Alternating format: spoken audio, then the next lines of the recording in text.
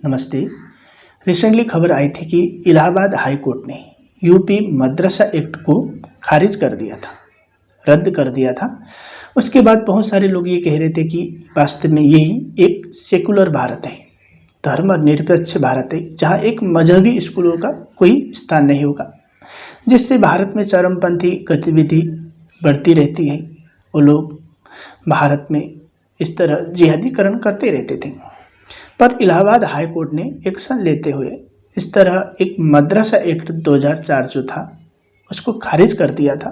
बहुत सारे लोग ये सोच रहे थे कि अब भारत यूनिफॉर्म सिविल कोड की ओर आगे बढ़ेगा, पर यह अब हो नहीं पाएगा शायद, क्योंकि सुप्रीम कोर्ट ने इलाहाबाद हाई कोर्ट के उस फैसले पर रोक लगा दी है।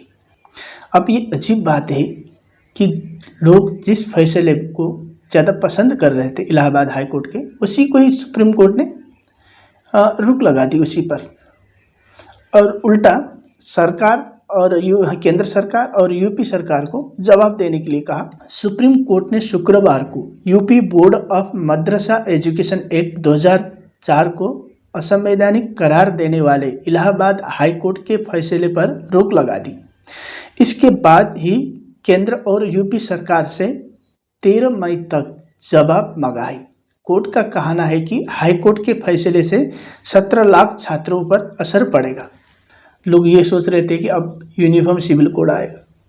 अगर इस तरह से सुप्रीम कोर्ट हाई कोर्ट के अच्छे फैसले को ही फैसले पर ही रोक लगा देगा, तो इससे मतलब ये है कि सुप्रीम कोर्ट से भी बेहतरीन जज हाई कोर्ट में भी होते हैं।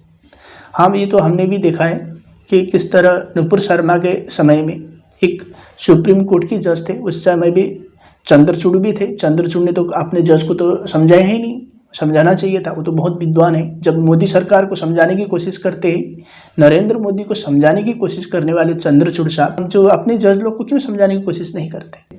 नुपुर शर्मा केस में क्या हुआ, किस तरह उन्होंने बोला कि नुपुर शर्मा ही इस तरह की ये हिंसा के लिए जिम्मेदार है। दूसरी ओर केजरीवाल जो आरोपी है, जो जेल में है, वो सरकार चला रहा है। अरे भाई, तुम तो हर जगह स्वतः संज्ञान लेते थे, यहाँ पे भी स्वतः संज्ञान ले लो। केजरीवाल जो जेल से सरकार चला रहा है, आने वाली पीढ़ी पर किस तरह का असर पड़ेगा। लोग यही सोचेंगे कि भाई सरकार तो हम जेल से भी चला सकते हैं।